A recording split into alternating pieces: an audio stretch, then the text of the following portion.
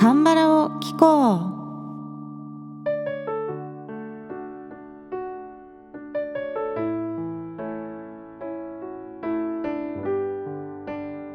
皆さんこんにちは。안녕하세요。風花です。さて今回は春水素さんからのリクエスト曲でパク・ジョンヒョンさんのデビュー曲나의春私の一日という曲をカバーします。また春水素さんから新しくメッセージもいただいておりますので、こちら後ほど紹介しますね。実は春水素さんからリクエスト曲のメッセージをいただいた時に、私はあまりこの曲についてねコメントしなかったんですよね。というのはその時ねちょっと歌える自信がなかったんですよ。本当に難しい曲なんですね。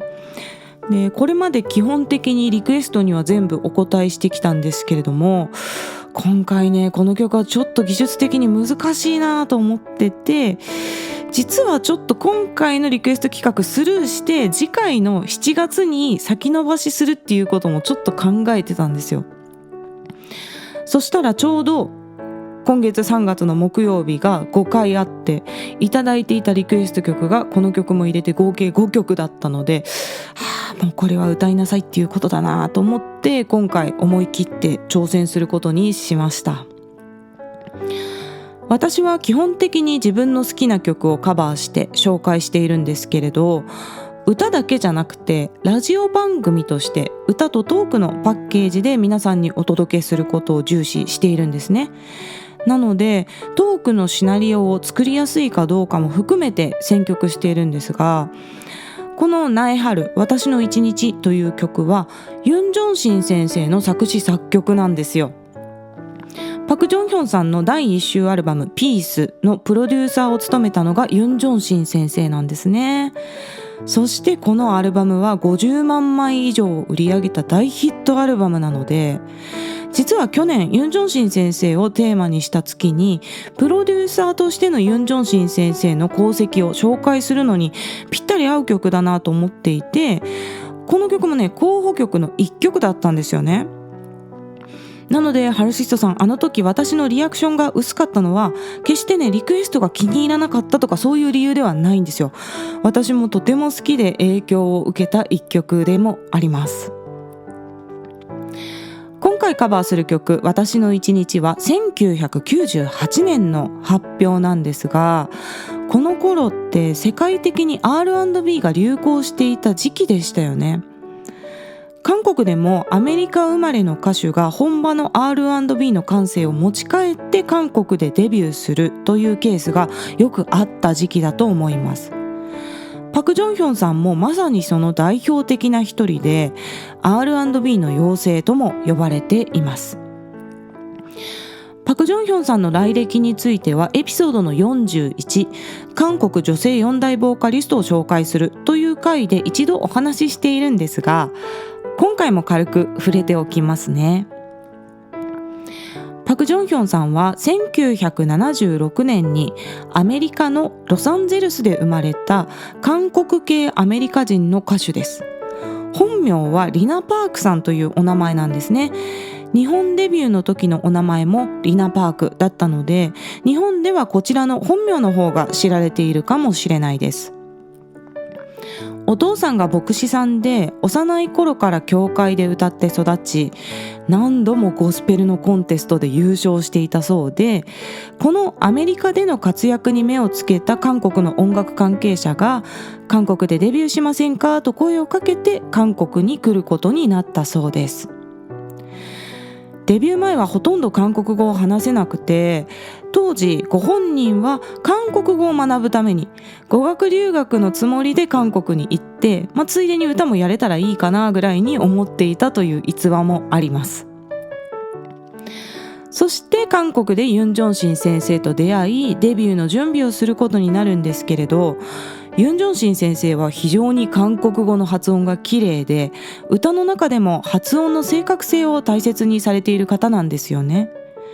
なので音楽的なプロデュースだけではなく、韓国語の先生としてユン・ジョンシン先生がパク・ジョンヒョンさんに韓国語の発音を教えたそうです。そのおかげもあってか、パク・ジョンヒョンさんの韓国語の発音はとても綺麗なんですよね。デビュー当時の映像が YouTube に残ってるんですけれども、とても自然な抑揚で、韓国語を習ったばかりの人には見えないんですよね。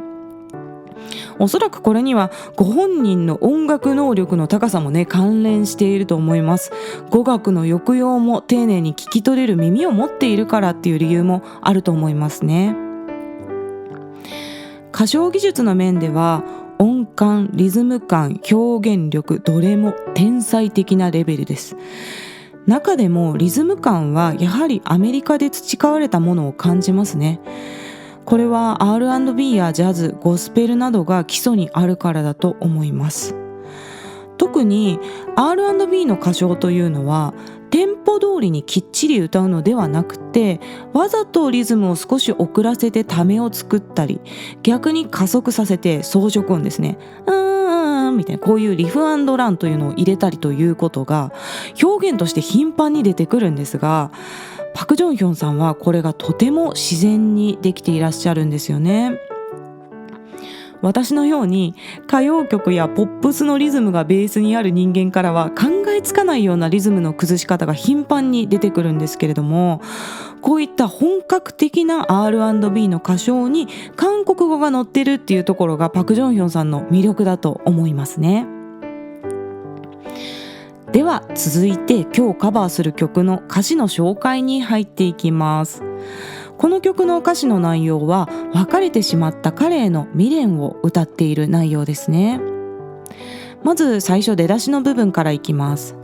나 오늘도 그댈 맴돌았죠。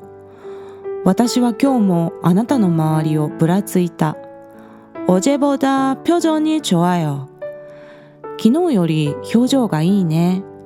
오랜만에 보는 웃는 모습이。久しぶりに見る笑う姿が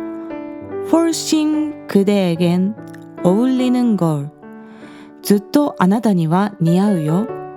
という歌詞で始まります。この어울리는 걸の는 걸というのは歌詞によく出てくる表現で、この部分を直訳すると似合うことをという日本語になるんですけれども、先日も話題にしたソン・シギョンさんの YouTube でやっている日本語講座の中で、ダメさという日本語の歌詞を韓国語にすると안 되는 걸みたいな感じだと解説されていたので、ここは似合うことをと直訳せずにですね、似合うよというふうにこう問いかけるように訳してみました。これね、ちょっと覚えるとすぐ使いたくなってしまう性格なんですよね。そして A メロはもう一回しあるんですけれども、今回は省略して B メロの歌詞に行きます。기억하나요 이별한 날。覚えていますか別れた日。냉정했던 내 어설픈 모습을。冷たかった私のぎこちない姿を。그렇지만 나 내내 그리워만 나다。だけど私はいつも恋しがるばかり。이젠 그대를 매일 찾아가는 걸。今はあなたを毎日訪ねていくのという歌詞なんですね。これ訪ねていくっていうのが今の時代に聞くと若干歌詞がストーカーじみてるように感じてしまうんですけれども、こちら1998年の歌なので、今みたいにスマホで簡単に連絡が取れる時代じゃなかったんですよね。当然 SNS もないですし、携帯電話もまだ電話機能がメインで、メッセージが送れたかどうかぐらいの時代ですよね、1998年って。なので会いたいならもう直接行くしかないだろうみたいな。なので会いたくてあなたのところに訪ねていくとか、そのあなたの周りをぶらついたとかいう表現にさほどの違和感がない時代だったんだと思います。そしてこの時代の曲にはよく出てくる表現でもありますよね。ではサビの歌詞に行きます。조금 더 가까이 보고 싶어。もう少し近くで見たい。그대의 따뜻한あなたの温かい두 눈을 바라볼 수 있게。瞳を見つめられるように。でここも두 눈을っていうのは直訳すると2つの目をっていうことなんですけれども、ちょっと意訳してね、温かい瞳をというふうに訳しています。 언젠가 내가 지쳐버리면, いつか私が疲れてしまったら、남는 건 기억 속의 그대뿐. 残るものは記憶の中のあなただけ。내겐 있는 것보다. 私には忘れることよりも、그댈 간직하는 게, あなたを大事にする方が조금 더 쉬울 것 같아요. もう少し簡単みたいだよ。という歌詞です。では曲を聴いてみてください。パク・ジョンヒョンさんの私の一日をカバーしました。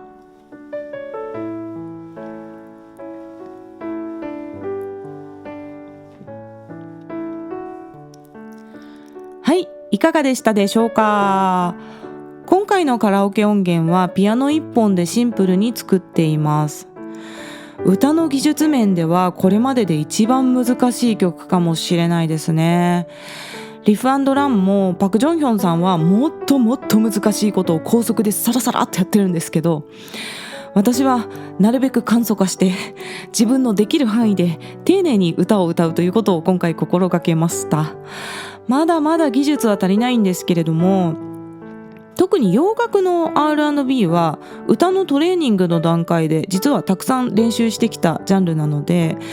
今年は韓国語の R&B に挑戦したいと思っていたところだったので、ハルスイストさんのリクエストに背中を押していただきました。ありがとうございました。最後にハルスイストさんからメッセージをいただいておりますので、こちらを紹介します。今回も韓国語で書いてくださいました。ふうか씨 안녕하세요 하르스이소입니다。ふうかさんこんにちは、ハルスイソです。 102회 방송에서 조선모 씨의 불명예 사랑을 노래해 주셔서 감사합니다。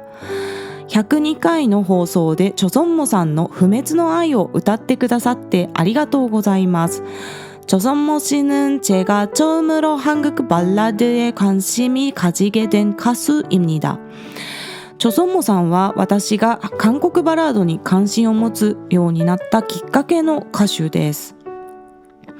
조선모 씨의 곡 중에 노래해 주었으면 하는 곡이 있습니다。チョソンモさんの曲の中で歌ってほしい曲があります。아시나요? To Heaven를 신청하고 싶습니다。ご存知ですか？ To Heaven をリクエストしたいです。ということで、またまたリクエストありがとうございます。チョソンモさんの아시나요? To Heaven、こちらどちらも代表曲で、とてもいい曲ですよね。私も大好きな曲です。こうしてご自身の好きな曲を歌ってくださいと言っていただけるのは嬉しいですね。こちらは7月のリクエスト企画でカバーしようと思います。最後にちょっとお知らせがあります。本来ならば来週月曜日はトーク会なんですけれども、今月は木曜日が5回ある関係で来週も歌会のみの更新にさせていただきます。4月の第1週からまたトーク会を各週ペースで再開しますので、皆さんよろしくお願いします。今日 YouTube に歌ってみた動画が上がります。 YouTube の方は韓国語歌詞を動画内に表示しています。その他の外国語字幕は YouTube 字幕でお楽しみください。